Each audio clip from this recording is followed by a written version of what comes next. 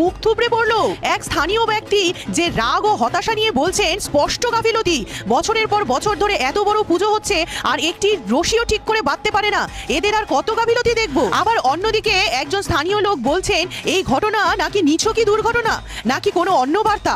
একাংশ বলছেন পূজা আজ ব্যবসায় পরিণত হয়েছে, তাই মা আর সহ্য করতে পারলেন না। একজন প্রবীণ ব্যক্তি ভয় ও বিশ্বাস নিয়ে বলছেন এ তো অভিশাপ, মা মুখ ফিরিয়ে নিলেন, টাকার লোভ, এই নৈহাটির জন্য একটা দুঃসংবাদ অপেক্ষা করছে। এ তো অলৌকিক ঘটনা, এ শুধুই অলৌকিকতা। দুর্ঘটনার কারণ যাই হোক, 20 ফুট উঁচু কালী প্রতিমার এমন পতন নৈহাটির ইতিহাসে এক কালো অধ্যায়। এ কি শুধুই দুর্ঘটনা নাকি অলৌকিক কোনো সংকেত? প্রশ্ন রেখে গেল এবারের কালী পুজো। উত্তেজনা চরমে আর উত্তরের খোঁজে নৈহাটিবাসী। আপনাদের কি মনে হয় এ কি শুধুই অলৌকিকতা নাকি দুর্ঘটনা, নাকি এর পিছনে আছে কোনো ষড়যন্ত্র? এর মতামত অবশ্যই কমেন্টে জানিয়ে যাবেন আর একবার বলে যাবেন জয় মা কালী।